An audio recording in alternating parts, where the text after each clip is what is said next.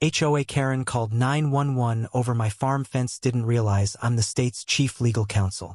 The morning sun barely crested the hills when I heard the shrill voice cutting through the quiet of my farm.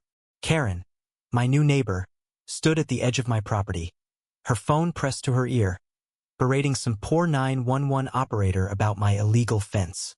I'd built it myself, a sturdy, cedar post boundary to keep my horses from straying. It was legal, surveyed, and permitted, but Karen didn't care.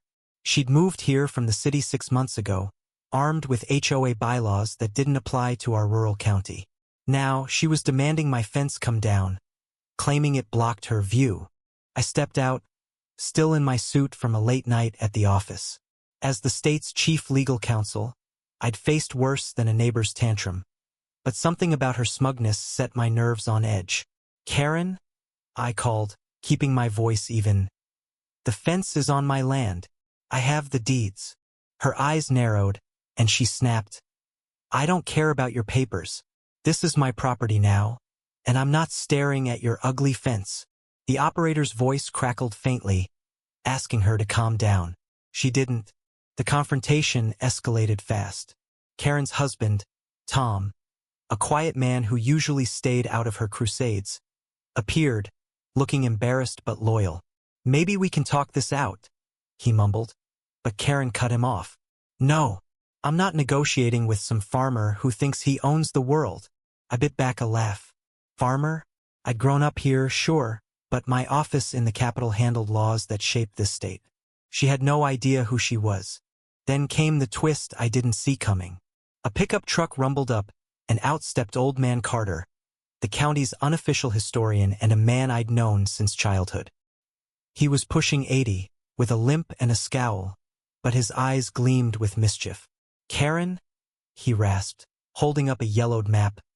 This ain't your land. The crowd of neighbors, now forming behind us, gasped. Carter explained. The original survey from 1890 showed my fence was inside my property line by 10 feet.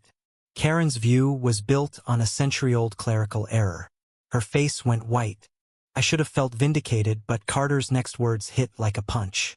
Son, he said to me, your granddaddy knew about this error. He let it slide to keep peace. My stomach churned. My grandfather, the man I'd idolized, had chosen harmony over truth, leaving me to unravel his compromise. Karen seized the moment, her voice venomous. So you're a fraud too. I'm suing you and this whole corrupt town. The neighbors murmured, some eyeing me with doubt. For the first time, I felt the weight of my title slipping. The legal battle consumed weeks. Karen hired a slick attorney, painting me as a privileged elitist abusing my position. I fought back, presenting ironclad evidence. Deeds, surveys, permits.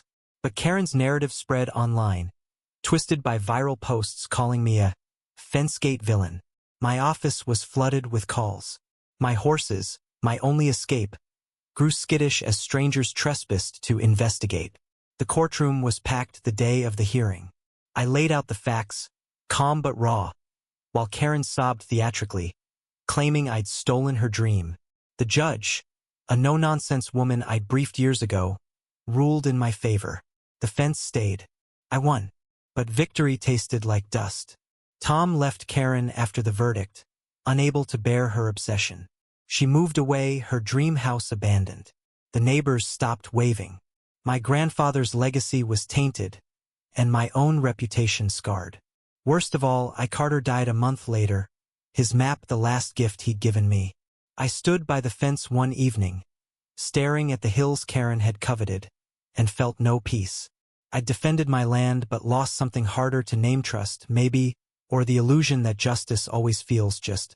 I kept the fence up, but I nailed a new sign to it, a wooden plank with Carter's map etched in. It read, "Truth stands, but at what cost?" I walk past it every day, wondering if I could have handled it differently. Maybe I could have talked to Karen sooner, seen her not as a caricature but as a person chasing a dream, however flawed. Maybe my grandfather's choice wasn't weakness but wisdom. The bitterness lingers, sharp as the cedar's bite. What would you do when justice demands a price? Stand firm or seek compromise?